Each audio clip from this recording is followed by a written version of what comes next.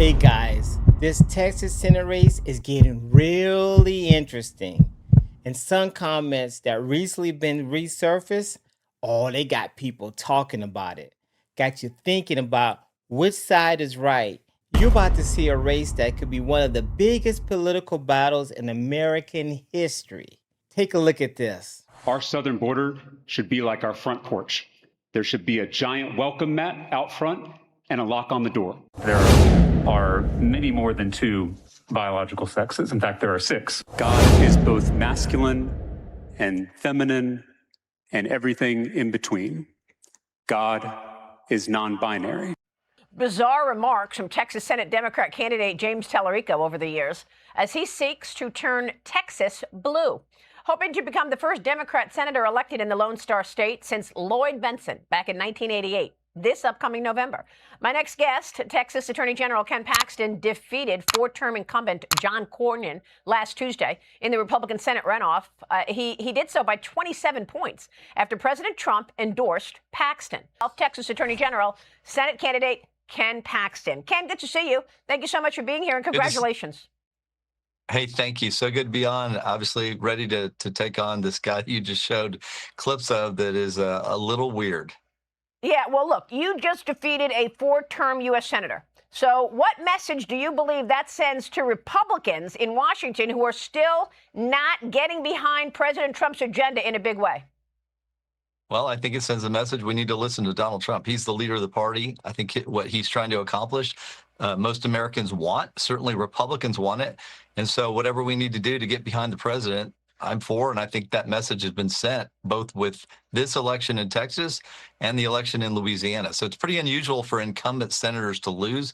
It's almost never happened in the last 50 years, I think maybe twice. And so this sends a message, two in like a month. I think it's something we need to pay attention to. All right, if you haven't seen this story, here's what's going on. Texas Attorney General Ken Paxton recently won his Republican primary for the U.S. Senate. That's a pretty big deal because he defeated a longtime senator named John Cornyn. Now, Paxton is preparing to face Democratic James Talarico in a general election.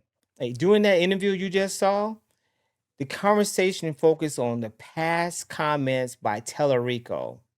Some of those comments dealt with gender, religion, and immigration. Paxton argued that those views are too far outside the mainstream of Texas voters. Even United States voters anywhere in the country don't believe that stuff. The interview also focused heavily on President Trump. Paxton said Republicans should support Trump's agenda and that Trump remains the leader of the Republican Party. And we all can feel that vibe going on, mega strong. The discussion then continued towards the border. Paxton criticized the Biden administration immigration policies and argued that he had a major impact in Texas. He also pushed back against criticism of his own political record and said many accusations against him were never, ever proven. So that's where things stands right now. And it's becoming clear that this race is going to get a lot of national attention. Now, here's what jumped out with me.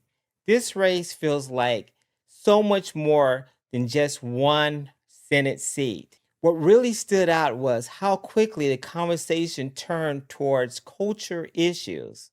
Instead of talking about taxes and spending, the discussion focused on immigration, gender issues, religion, what people believe Texas values actually are.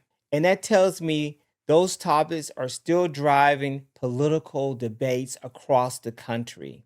Another thing that caught my attention was how closely Paxton tied his campaign to President Trump and the MAGA movement. Rather you love Trump or hate Trump, we know that he's on the winning side of most of these Republican nominees. There's no question that his influence inside the Republican Party remains very strong. Supporters of Paxton will probably say he spent years fighting for conservative policies and border security. They'll argue that he's proven he will take on the tough political fights. Critics will point out past controversies and argue that voters should take a hard look at his record. And honestly, that's where voters are going to have to make up their own minds. But here's something that a lot of politicians miss. Most everyday Americans are worried about their own lives. They're talking about paying bills, thinking about groceries, they're thinking about safety, they're thinking about their jobs and what they're going to do next. They're asking one simple question: will this person make life better for me and my family? And that's usually what matters most when people walk into that voting booth. Why does this matter? Because Texas isn't any state. Texas is one of the most important political states in the country. And what happens in Texas often influences politics nationwide. This race could become a test of which issues matter the most to voters moving forward. Will immigration dominate the conversation, or will the economy become the deciding factor? We're going to find out. And politicians all across the country will be paying attention to the results. Because what works in Texas today could influence campaigns tomorrow. But that's my take. What do you think? Do you think the race will come down to border security or culture issues? Or do you think voters care more about the economy and everyday things? Let me know your thoughts in the comments. If you enjoyed this reaction, don't forget to like, subscribe, and share. This is For Real with Mike, and I see you in the next video.